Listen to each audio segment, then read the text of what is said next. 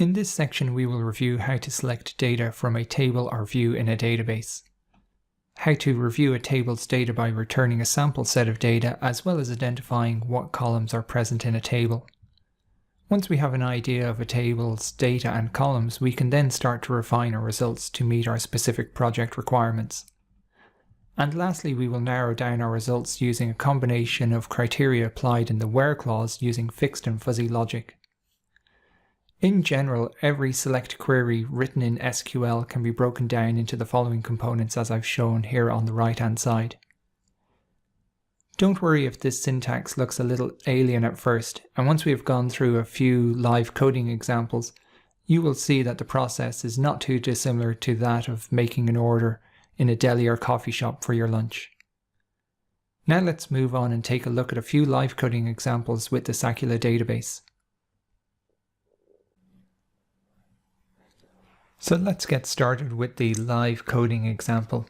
Here I've laid out my header with the typical sections such as the details about the project that I'm going to be working on, and I've laid out a table of contents here to show what queries I will be running.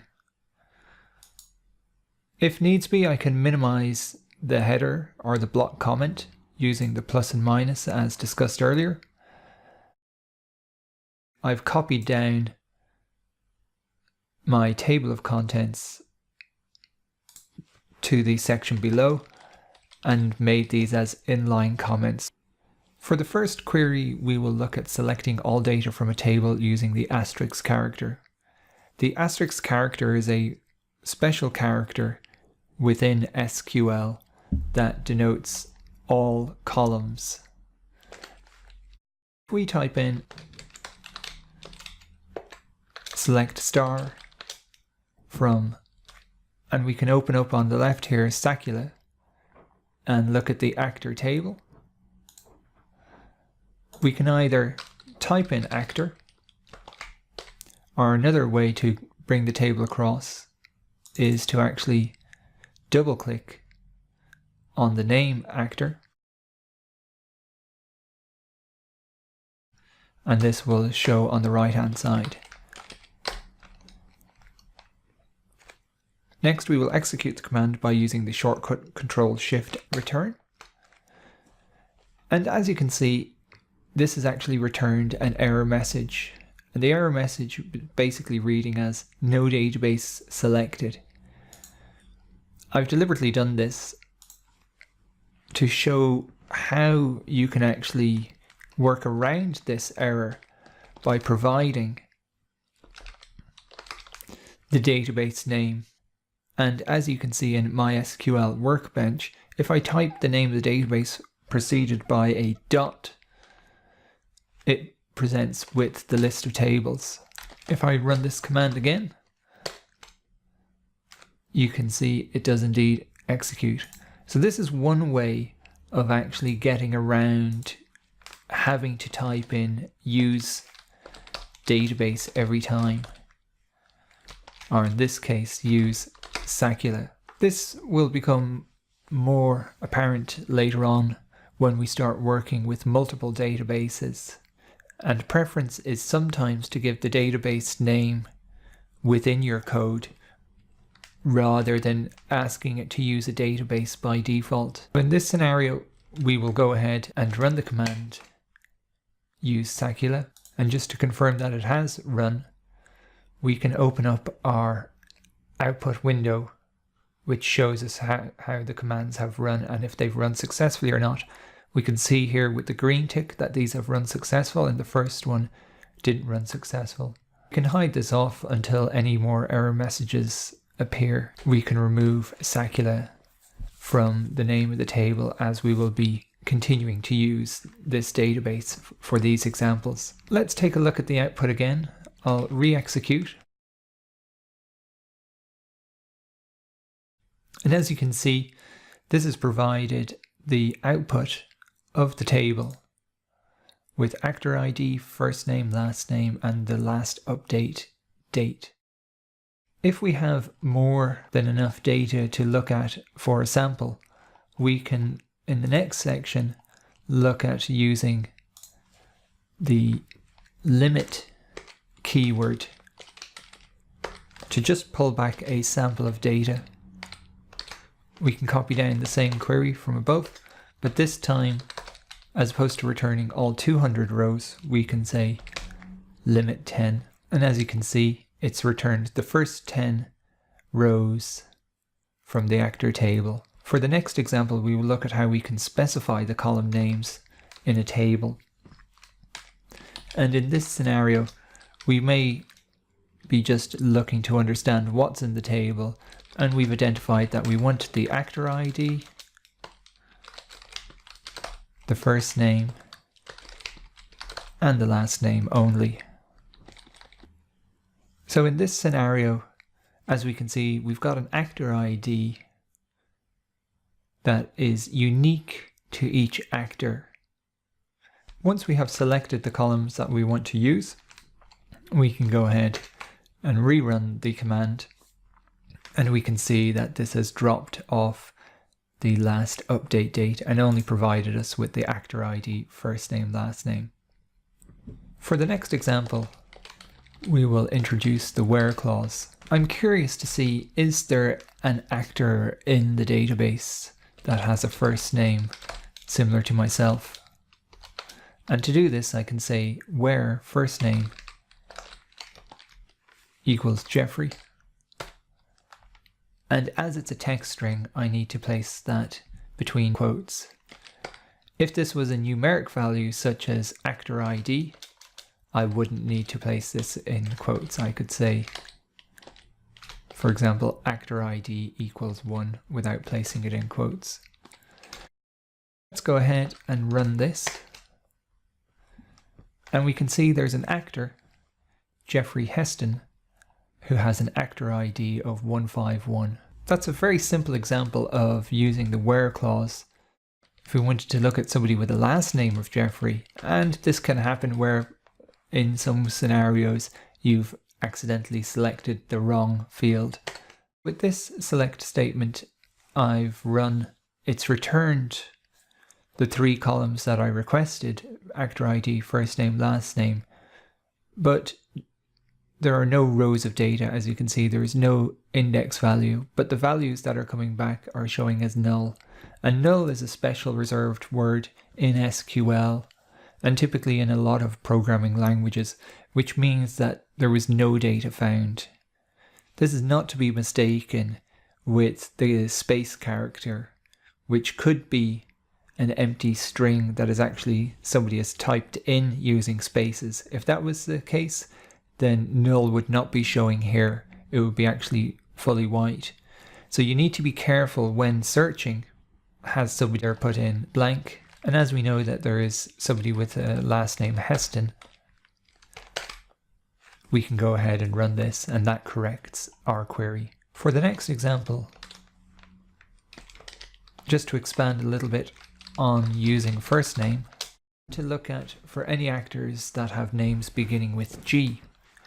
And instead of saying equal, which is an absolute logic statement, we can change this to be like, which is what we call a fuzzy statement, or fuzzy logic. Now we can't just type in G on its own, we have to specify where we want to have the character or word found. So we could say, for example, Jeff followed by any character, which we denote with the percentage sign. Or we might have the percentage at the beginning, which is to say, find any words followed by the name Jeff. And lastly, with the like, we can say, find any string which has Jeff somewhere in the name, beginning and end.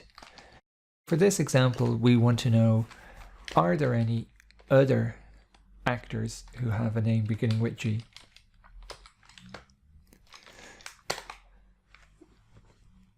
We can go ahead and run, and as you can see, we've had a number of actors return.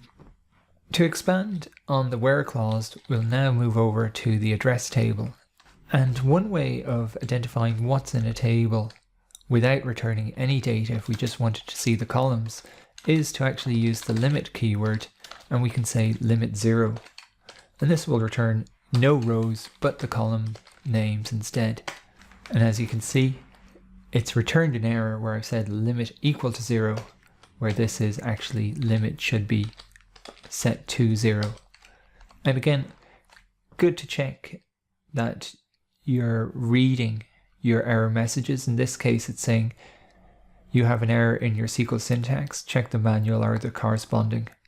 And if we hover over, it tells us right at the end that this is an error near the value equal to 0 at line 3 in our code. So it's pointing directly back up to our code to say on line 1, 2, 3, something here near 0 was impacting our query. And in this case, I've written equal to 0, and by removing that, it will execute correctly. So here we could see the columns that are within the address table. And as I might want to see some of the sample data, I'm going to do a limit of 10. And as you can see here, there are a number of addresses where no value was given in address 2 and they're represented as null. And some addresses that obviously put in a space or a blank character where there is no null, but there is some data represented in the column here. As an example of a where clause, I'm going to look for where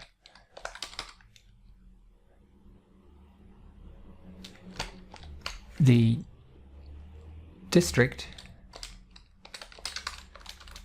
equals California.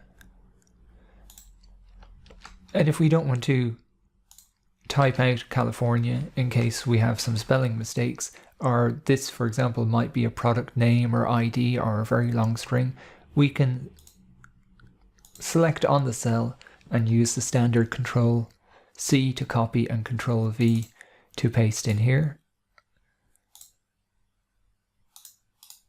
Or you can right click on and do copy field and paste back up into the screen. In this instance of the Sacular database, the tables are not case sensitive, but in some databases you will find that case sensitivity has been explicitly turned on, or even for a given table case sensitivity has been set. So this is possible to set. If, for example, we were searching for California with a lowercase c, if the table was case sensitive, then no data would return. Versus with it being case sensitive and it's expecting that California has a capital C, then this would return the value if case sensitivity was turned on for that table. This is becoming increasingly popular with some very large retail merchants, or merchants in general, where they have a lot of descriptive information and they want to capture it exactly as it is shown. But in general, you will find if you're searching through a field,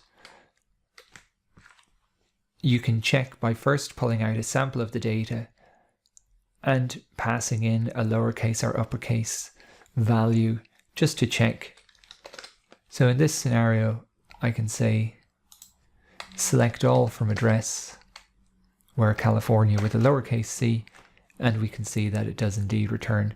This informs me that this table is not case sensitive, or at least the field is not case sensitive. If you're ever in doubt as to why something may not be returning, think, is the field, table, or database potentially case sensitive? We've returned here and we can see that we have a number of customers in our Sacular database that are from the California area. And we might want to limit this down to actually look for just customers who are living in a specific address area. So we have District of California, and we can say and address. This is the address line 1 is like, so we're asking it that it contains a value, and we're going to ask to review for avenue, and we can put in just AVE, part of the term avenue, or we could put in all avenue. Now, as I know that avenue sometimes is abbreviated to AVE,